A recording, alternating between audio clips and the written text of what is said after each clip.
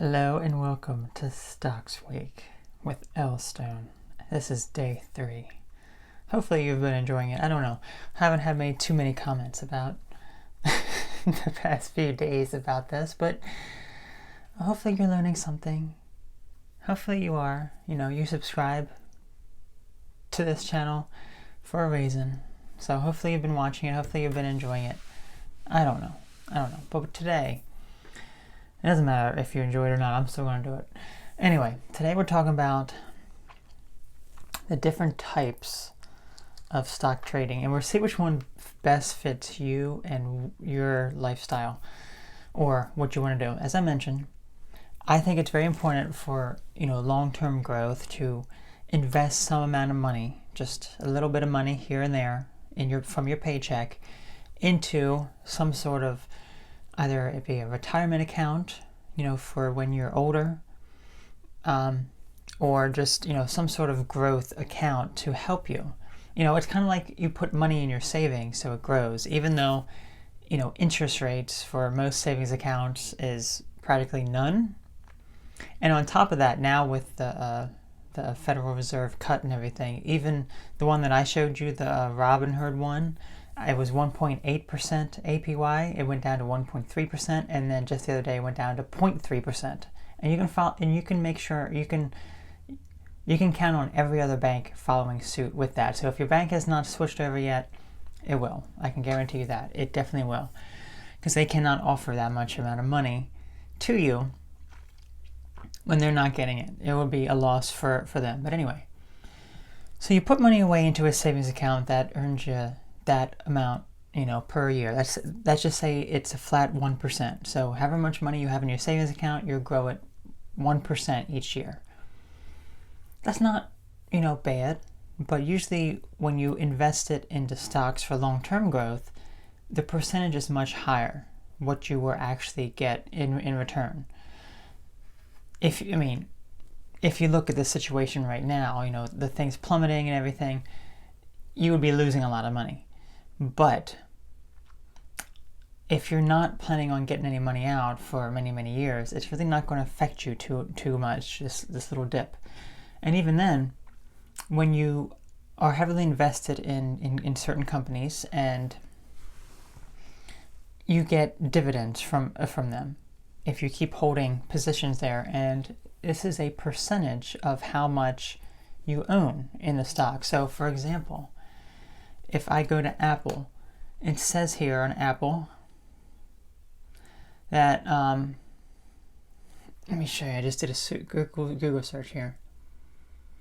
Quick Google search, here it is, Apple. AAPL. So right here, dividend yield, 1.22%. So however much money you have invested in Apple, you will get 1.22% paid to you in dividends. Now that's great, because if you have, let's say, $100 in Apple, which would be, less than a half a share, which you can buy fractional shares, but let's just say that you have that, then you would get essentially just $1.22 a year, which is not much. But imagine if you own 10 shares of Apple, 100 shares of Apple. It keeps adding up. And not only that, many platforms allow you to reinvest those dividends back in the company. So it's exponential growth. And that is where we have to differentiate the types of, stock trading and investing. Because we've been talking a little bit about investing. What is investing?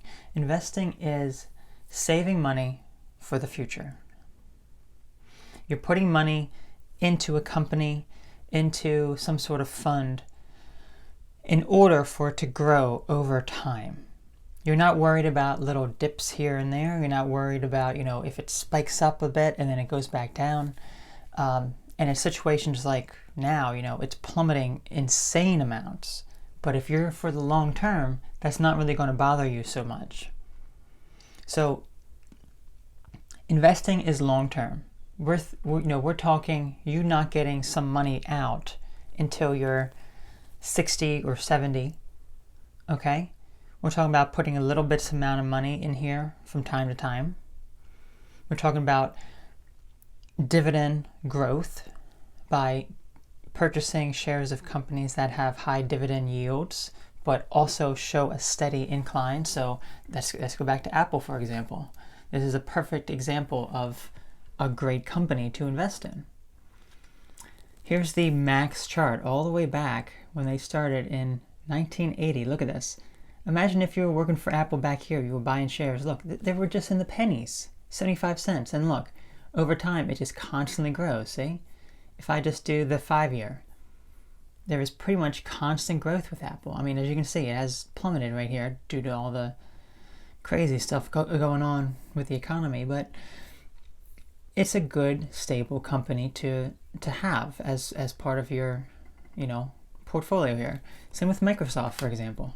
Let's take a look at Microsoft. Let's look at like 5 years. Look, constant, consistent growth, pays a dividend. So that is what you want to look at when you're investing.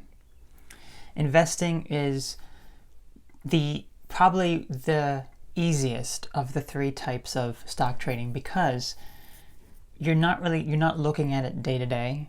You're not getting very emotional about the huge spikes and dips all over the place. You're not looking at your money every single second going, wow, look, it's up to $100,000, and then the next day it plummets down to 95. It's like, I just lost $5,000. You're not worried about that because you're thinking long term.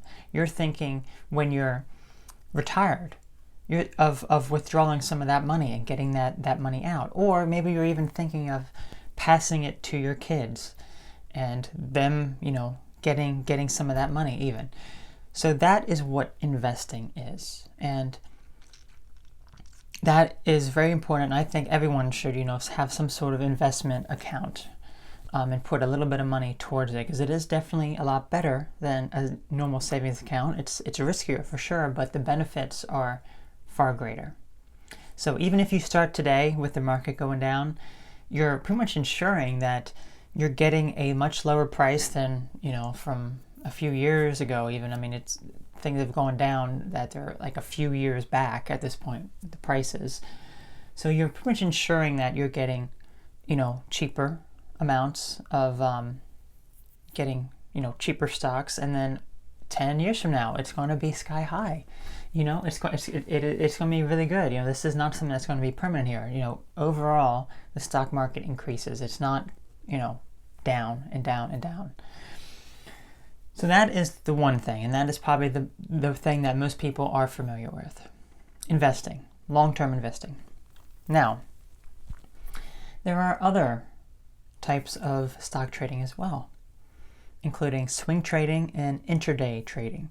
Swing trading is essentially you have to apply tactics and a skill set to actually go about executing some sort of stock trade. Okay? And what I mean by this is you're looking at some sort of indication that the stock is moving up, and then you're looking for an indication for when it starts to come back down. So you want to buy into a stock when you start to see it go up. Let's just say I purchased on January 1st. And we see that, those cycles, over time, if we're looking at like a longer term chart, and we see, okay, looks like it may hit this peak again after another month or two. Okay? So you keep that in your mind, and you purchase that stock at that moment when everything is in your favor, and then you would sell it when it's higher and it starts to, either you may want to sell it just when it reaches what your goal is, or you may want to sell it after it starts to show signs that it's going to go back down.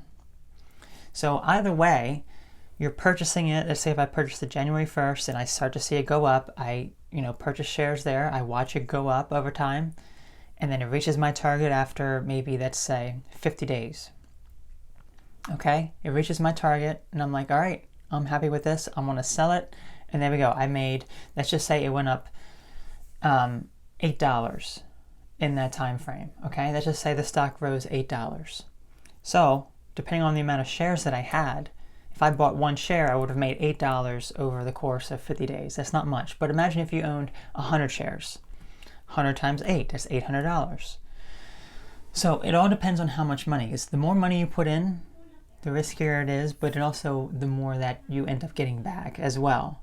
So that is the other thing there. So there's many indications you can look at. So, we can kind of go over that later, but that's just something there. So the other thing is then intraday trading, which is the same day. You purchase the stock the same day and you sell it the same day. This is probably the most difficult one of the bunch because you have to really put tight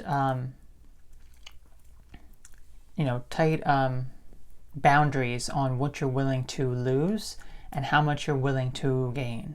You can't just purchase in blindly and expect it to go up. You have to look at the statistics for the day, and it's quite complex because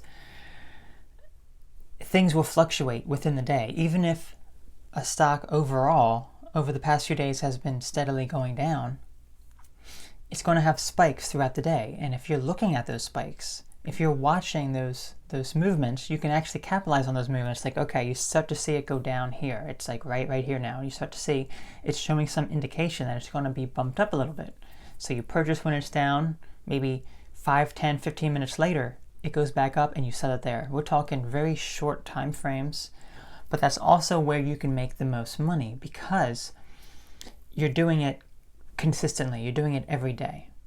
Okay, it's not something that you purchase and 2 months later you're selling, and it's not something that you're investing for a very, very long term. We're talking in the same day. Okay, but as I said, it's also the most risky. It's also the most difficult to actually learn, but that's where a lot of people end up making a lot of money because they know the tactics of being able to day trade essentially and being able to actually capitalize on those little movements throughout the day.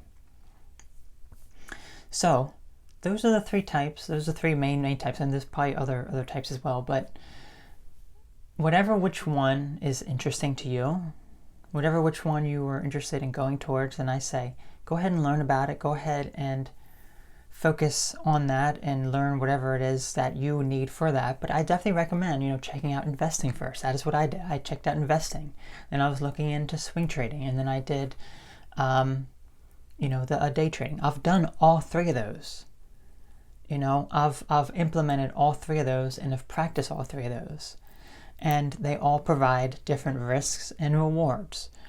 So we will talk a little bit about that a little later, but just remember that if this is something you're interested in, and start out simple. Start out with learning about investing, then start out with learning about swing trading, and then intraday trading, and all that. Okay, it takes time. It takes time. It took me plenty of time because I didn't know about all that stuff. I didn't, But now that I do, I realize, okay, so there's a lot to look at here. There's a lot of analytics to look at. It's a lot of statistics to look at. You got to be careful of earnings that the company has. If the company reports bad earnings, the stock prices are going to plummet. So you got to be careful of that. You got to be careful when they are announcing a dividend or some sort of split or reverse split.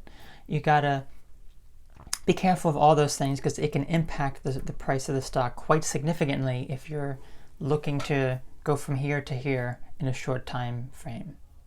So, yep. So that is it for today's video. Hopefully you learned something. Hopefully this was educational. If you don't find it educational, then pick up a book. Anyway, take care now. I'll catch you all later. Bye-bye.